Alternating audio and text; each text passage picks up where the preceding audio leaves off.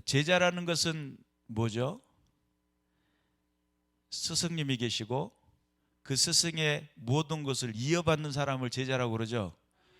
제자를 만들 때에 스승이 생각하는 것을 제자가 그대로 따라하기를 원하는 것이, 그리고 또 스승이 이야기하는 것을 그대로 받아들이는 것이 제자라고 그래요.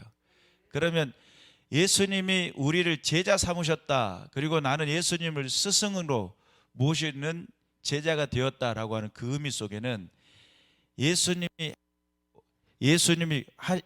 하시고 싶어 하시는 일들을 행하는 것, 또 예수님이 가르치시는 것을 따르는 것, 그것이 제자죠. 그런 측면에서 우리가 깨어 있어서 그 제자의 길을 따라갈 수 있는 믿음의 군사들이 되시기를 주님의 이름으로 축원합니다. 이제 오늘날 기독교는 종교적인 모습으로만 전락되는 경향성들을 가지고 있어요. 제자된 삶이라는 것을 살아가는 것이 아니라 하나의 나의 필요를 따라 내가 원하는 모습으로 나가는 것 정도의 수준으로 여겨지는, 그런데 실제적으로 예수님께서 우리에게 명령하신 것은 누구든지 자기 십자가를 지고 나를 따르지 않는 자도 능히 내 제자가 되지 못한다는 거예요. 그러니까 예수님을 따르려면 뭐 할 줄 알아야 된다는 거예요? 십자가를 질 수 있어야 되는 거예요. 그럴 수 있는 믿음의 군사들이 되시기를 주님의 이름으로 축원합니다.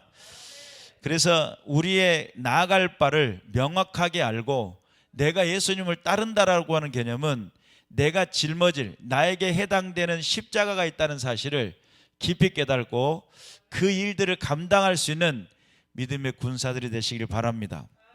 디모데후서 2장 22절 말씀 우리 다 같이 합독하겠습니다. 시작. 또한 너는 청년의 정욕을 피하고 주를 깨끗한 마음으로 부르는 자들과 함께 의와 믿음과 사랑과 화평을 따르라.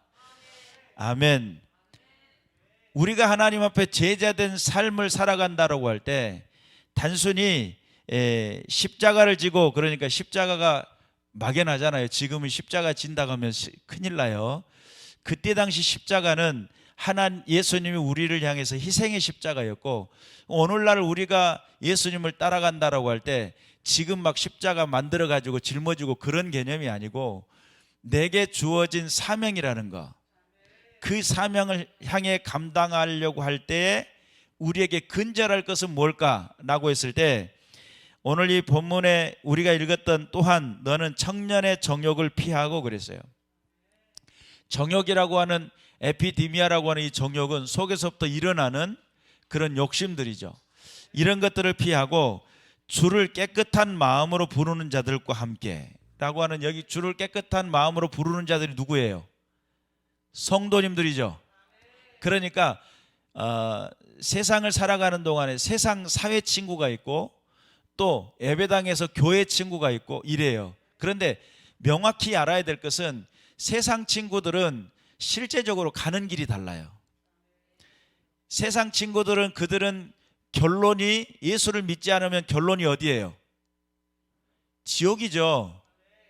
그들은 사망 권세에서 벗어날 길이 없어요. 명확하게 그들은 가는 길이 달라요. 근데 가는 길이 다른데 처음에는 같이 가고 있으니까 같은 길을 가는 줄 알고 착각할 때가 있어요. 나중에 보니까 가는 길이 너무너무 다르거든요. 그것을 명확하게 우리는 깨달아야 될 줄로 믿습니다. 그래서 성경은 주를 깨끗한 마음으로 부르는 자들과 함께, 다시 말해 찬송하고 기도하고 말씀으로 무장하고 라고 하는 그런 사람들이 함께 모여, 그 다음 말씀이 의와 믿음과 사랑과 화평을 따르라. 우리 인생에 내가 하고 싶은 거, 내가 원하는 거, 그렇게 인생을 살면 좋아요. 그러면 그거 뭐가 문제가 될 게 있겠어요? 나에게도 별 갈등 없이 그냥 하고 싶은 거 하니까 좋은 것이 좋은 것이다, 이렇게 살 수가 있어요. 그러나 예수를 믿겠다고 하는 것은 다른 문제입니다. 전혀 다른 문제이고, 예수 그리스도 안에서 나를 부르시는 주님의 뜻이 있고 그 명령이 있기 때문에 명확히 알고 따라가야 되는데, 세상 사람들이 가는 그 방식대로 인생을 살다 보면 결국은 친구 따라 어디 간다고요? 어디를 가요? 하여튼 가긴 가요. 근데 그 가는 곳이 엉뚱한 곳이면 문제 심각해지는 거예요. 근데 그 친구는 나 때문에 예수 믿게 되고 천국 갈 수 있다면 여러분들은 전도자가 되는 거예요. 하나님의 뜻을 드러낼 수가 있어요.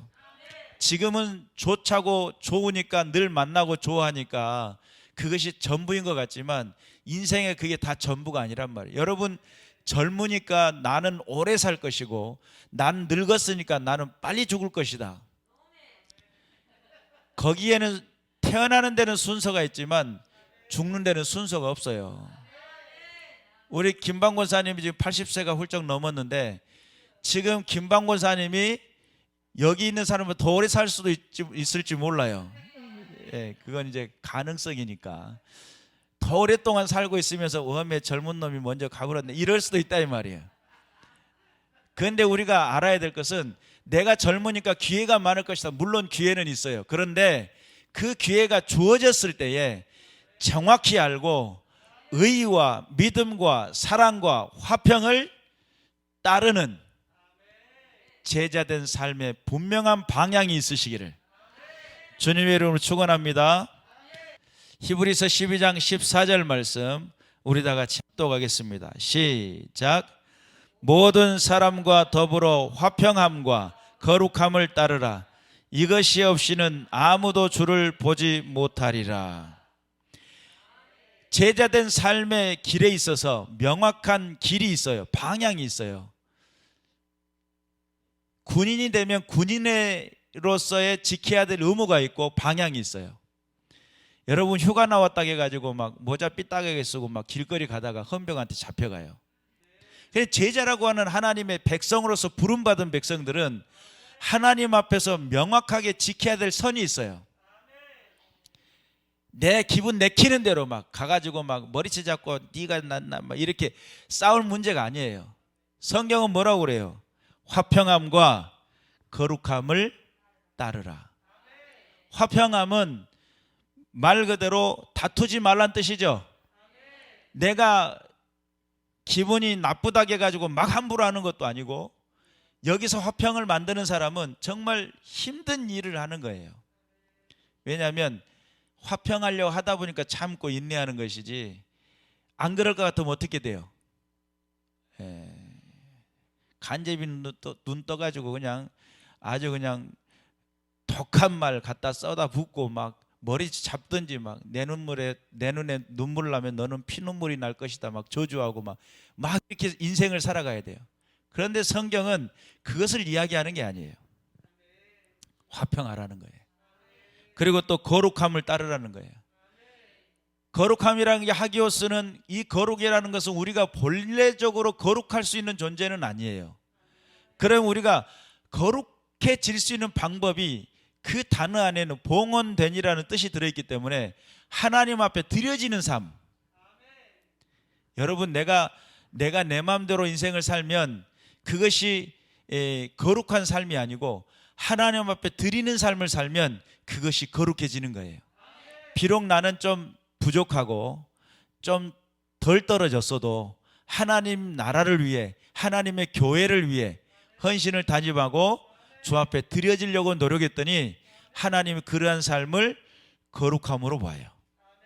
주님의 손에 들려 있으니까 거룩해진 거예요.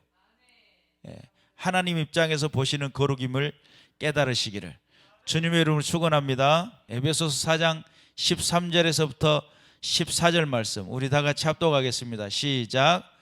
우리가 다 하나님의 아들을 믿는 것과 아는 일에 하나가 되어 온전한 사람을 이루어 그리스도의 장성한 분량이 충만한 데까지 이르리니 이는 우리가 이제부터 어린아이가 되지 아니하여 사람의 속임과 간사한 유혹에 빠져 온갖 교훈의 풍조에 밀려 요동하지 않게 하려 함이라. 아멘이죠. 여러분 우리가 믿는 것 그랬을 때 이 믿음은 언제부터 시작을 하냐면 아는 것에부터 믿음이 시작돼요. 믿음은 들음에서 나고 들음은 그리스도 예수의 말씀으로 말미암느니라. 그러니까 처음에 우리가 예수를 접할 때에 누군가가 내게 복음을 들려줘요. 전혀 몰랐어. 하나님 나라가 있대. 이랬어요. 거기는 천국과 지옥이 있대. 이랬어요. 근데 거기는 지옥 가면 절대 못 나오는데 이렇게 이제 점점 알아가요. 처음에는 알므로 시작해요. 근데 처음에는 안 믿어지다가 성령이 그 가운데 딱 역사를 하니까 그것이 믿음으로 와닿아요. 그리고 그것이 성령은 보증하시는 분이 성령님이시거든요. 보증의 하나님 성령님. 전도자가 하나님 살아계신다고 이야기하니까 그걸 보증해 주셔요. 하나님의 능력이 있으시대. 그걸 보증하시는 분이 성령님이세요. 그러니까 능력 있다고 할 때는 능력이 나타나야 되잖아요. 하나님 살아계신다면 그분이 계셔야 되잖아요. 이런 것들을 성령의 역사하심을 통해 가지고 우리에게 불현듯 값없이 찾아오는 것이 믿음인데, 믿음은 선물이다 이렇게 표현합니다. 그 선물이 찾아왔는데 내가 믿음이 내게 딱 들어왔어요. 그러면 그걸로 끝, 이게 아니에요. 이제부터 또 시작되는 게 있어요. 아는 것이라고 하는. 또 아는 만큼 믿어지기 때문에 내가 믿음으로 시작되었을 때 구원받은 자로서 믿었으면 구원받은 자의 삶이 무엇인지를 또 공부할 필요가 있어요.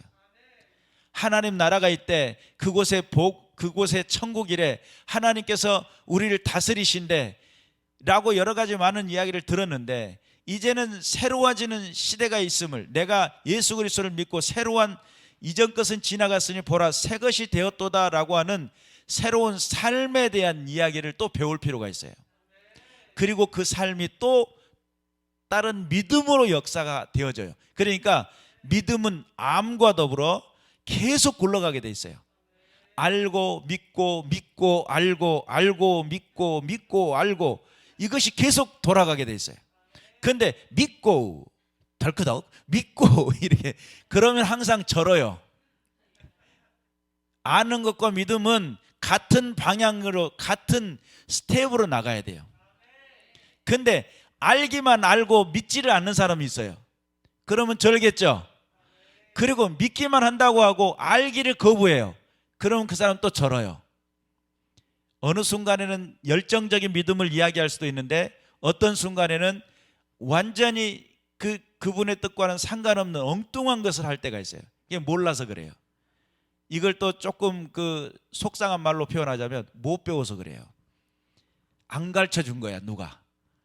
그러면 그것을 못 배웠기 때문에 이게 하나님 안에서의 삶이 무엇인지를 명확해지지 않으니까 믿음의 생활은 이렇게 하는 거란다 라고 가르침을 받고 그 가운데 새롭게 갱신이 되고 성장되어지는 그 과정 속에, 여러분 예전에 혹시 그런 말씀 들어보셨어요? 나는 심었고 아볼로는 물을 주었다. 들어보셨어요? 그게 이제 바울 목사님이 하신 이야기예요, 고린도서에서. 그러면 바울은 심었어요. 심는 것은 뭐예요? 중생의 이야기를 하는 거예요. 중생을 위해서 복음의 말씀을 심었어요. 그걸 또 가르치는 거죠. 쉽게 말하면 하나님에 대해서, 예수님은 누구신가, 출생의 비밀이란 이런 것들을 가르친 거예요. 그리고 났더니 물을 주는 것은 뭐겠어요? 양육이에요, 양육. 그래서 새롭게 하나님 안에서 성결한 삶, 거룩한 삶, 믿음 안에서의 삶, 이걸 가르쳐 준 거예요. 이 제자로서 제자의 방향성이 명확해져야 되는 이유가 거기 있어요. 믿는 것도 믿는 거지만 아는 것에 게을리하면 안 돼요. 내가 믿고 있으니까 기도 생활 열심히 하고, 믿고 있으니까 내가 성령 인도하심을 받는다, 이렇게 딱 머물러 버리면 그는 성장 못해요. 하나님의 말씀을 또 듣고 마음에 또 부어주신 하나님의 은혜 가운데 또 믿음이 확장이 일어나요. 여러분, 지경을 넓힌다 이야기 들어보셨어요? 믿음의 지경이 넓혀지는 경우를 경험하시기를 주님의 이름으로 축원합니다. 중생해가지고 거듭난 삶의 모습으로서의 믿음이 있는가 반면에 성결한 삶이라는 개념 속에 확장된 믿음이 거기에 또 존재해요. 그래서 여기서 확장된 성결한 삶은 무엇으로 연결되냐면 복음 전도라고 하는, 여러분 부흥의 시대 그런데 부흥의 시대 때에 성령의 강권적인 역사가 일어나니까 어떤 일이 일어나냐면 한 지역에 머물러 교회를 만들고 이런 개념이 조금 적어요. 그때는 뭐냐면 산에 불 난 것과 똑같아요. 모닥불 피워놓은 개념하고 틀려요. 산에 얼마 전에 강릉 저쪽 강원도 쪽에 불 났죠. 근데 불을 끌려고 해도 안 꺼지죠. 근데 이 불이 어디까지 가요? 계속 타오르죠. 근데 여기 이만큼 껐다고 생각했는데 바람을 타고 불꽃이 날아가 가지고 몇십 미터에 떨어져서 거기서 또 불이 나니까 환장 충만하는 거예요. 다시 말해 부흥이라고 하는 개념은 어떤 개념이냐면 모닥불 피워놓고 이렇게 앉아가지고 노래 부르고 그 가운데서 즐기고 그 가운데 기쁘고 이런 개념이 아니에요. 이 불은 완전히 쑥대밭을 만들어버려요. 태워버려. 다시 말해 부흥의 시대 때의 부흥은 하나의 교회의 개념을 차고 넘쳐가지고 이 불은 사방과 골목과 시장통을 지나 모든 곳곳마다 차고 들어가는 힘이고 능력이라는 사실. 그런 시대를 꿈꿔야 돼요. 그러면 단순히 이 정도 수준이 아니라 하나님의 사이즈가 돼요. 내가 생각했던 사이즈가 아니라 하나님이 원하시는 사이즈가 돼요. 하나님이 기뻐하시는, 그러니까 성령의 임의로 바람이 불매 성령이 난 자는 이와 같다는 거예요. 어디서 불고 어디서 가는지 모르는 강력한 바람이 불어버리고 거기에 성령의 불꽃이 각 사람 머리 위에 임하시더니 그 불꽃이 차고 넘치는 놀라운 불이 되는 거예요. 그러니까 중생은 내가 개인으로 살았다고 한다면 성결이라고 하는 새로운 삶의 또 삶은 세상을 변화시키고자 하는 하나님의 계획이 들어있다. 하나님의 섭리가 들어있다. 믿으시기를 주님의 이름으로 축원합니다. 그래서 이 믿는 것과 아는 일에 하나가 되어 온전한 사람을 이룬다는 거예요. 나 믿으니까 됐어. 그거 많이 배울 필요 없어. 그냥 믿기만 하면 돼. 이렇게 생각을 했는데 그것이 온전한 것이 아니고 어떤 사람이라고요? 한쪽은 절고 있는 거예요. 정확히 배우고 정확히 알아서 정확한 표현, 그런 게 하고 이걸 정확하게 전라도 사투리가 나와야 되죠. 그 우리의 삶의 정확한 표현이 될 줄 알아야 돼요. 그런데 믿음을 가장한 종교생활적인 일들이 얼마나 많은지, 믿음을 가장한 지금의 여러 가지 많은 주술적인 일들이 얼마나 많은지 막 선포만 하면 된다는 거예요. 여러분, 우리가 알아야 될 게 하나님의 말씀을 명확히 알고 나의 선포는 무엇을 이루는 데 목적이 되어야 되냐면 하나님의 뜻을 이루는데, 근데 내 뜻을 이루는 데 선포를 하는 경우가 있어요. 그럼 그 문제가 되겠죠. 몰라서 그래요. 몰라서. 이게 정확하게 하나님의 뜻을 이루고 하나님의 영광을 이루고 하나님의 그 나라가 확장되어지는 것, 내가 어느 특정 범위를 정해놓고 이것이 되어지기를 위해서라고 했을 때 그것이 내 뜻일지 하나님의 뜻일지 모르는 거잖아요. 내가 생각할 때 이게 하나님의 영광인 줄 알았어요. 저만 그런 생각한 게 아니고 바울 목사님도 그랬어요. 교회를 박해하고 성도를 잡아 죽이면 이게 하나님께 영광이 된 줄 알았어요. 그러니까 미친 듯이 가가지고 제사장에 고난받아가지고 그렇게 행했던 사람이 바울이에요. 나중에 깨닫고 나니까 뭐예요? 죄인 중에 괴수다 나는, 어쩜 좋아. 이거 깨달은 거예요. 나의 나된 것은 주님의 은혜다. 이거 깨달은 거예요. 베드로는요, 예수님이 십자가에 달려 돌아가신다 하니까 주님 그럴 수 없습니다 막 이랬어요. 그것이 하나님의 나라를 위하고 교회를 생각하고 예수님을 기쁘게 하는 일이라고 생각을 했어요. 그랬더니 예수님이 뭐라고 그래요? 사탄아 내 뒤로 물러가라. 너는 하나님의 일을 사람의 일로 바꾸는도다. 마귀의 일은 하나님의 뜻을 사람의 뜻으로 바꿔버리는 데 있어요. 그랬더니 베드로가, 그렇게 수제자였던 베드로가 뭐가 돼버려요? 사단이 돼버렸어요. 나중에 그가 변화된 다음에 거꾸로 십자가를 지고 돌아가실 정도로 하나님 앞에 바른 사고와 바른 정신을 갖게 됐어요. 그럼 우리가 인생을 사는 동안에 어떤 것을 선택했느냐는 너무 중요한 일이 돼요. 잘못 선택하면 뭐가 돼요? 똥돼요. 잘못하면 버림받아요. 근데 나는 내가 선택한 것이 옳다고 여겼어요. 그래, 성경을 정확히 보고 알고 나니까 무조건 형통만이 다 주님의 뜻이 아니구나. 때로는 불통이, 세상 봤을 땐 불통이 될 수도 있고, 세상적으로 봤을 때는 정말 고난당하고 또한 여러 가지 많은 아픔 속에 있다라고 생각을 했어요. 그런데 하나님 입장에서는 복되고 복된 삶이 될 수도 있어요. 수없는 많은 기적을 통해서 병자를 고쳤어요. 바울이. 정작 자기 자신에게 있는 질병은 못 고쳤어요. 하나님 앞에 기도합니다. 하나님 고쳐주세요. 내 은혜가 내게 족하도다. 그러니까 뭐라고 그래요? 내가 약할 때 우리 주님 강함 되시고. 이 신앙적 고백이 거기서 나오는 거예요. 근데 무조건 나는 형통만 해야 된다는 거예요. 무조건 잘 돼야만 된다는 거예요. 그것이 어쩌면 하나님을 내가 스스로 재단하고 있고 하나님의 길이라고 내가 스스로 만들고 있고 그렇게 되기를 선포하고 있다면, 여러분, 그것은 하나님 앞에 갔을 때 가만히 있으면 내가 너를 위해 준비한 게 있다 하면서 뭘 찾을 확률이 있죠? 심각해지는 거예요. 믿는 것과 아는 일에 뭐가 되라? 하나가 되라.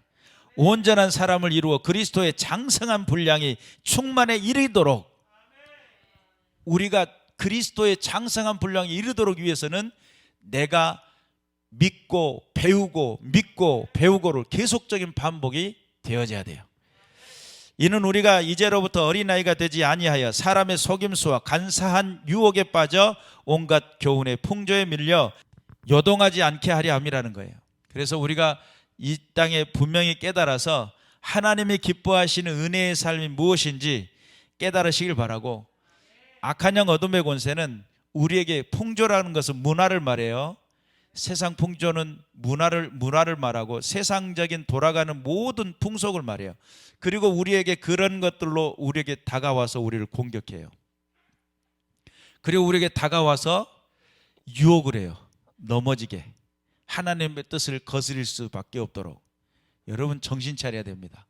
하나님 앞에 온전히 깨어 있어서 사람의 속임에 빠지지 마시길 바라고, 간사한 유혹에 넘어지지 마시길 바라고, 주님께만이 영광이 되는 믿음의 군사들 되시기를 주님의 이름으로 축원합니다.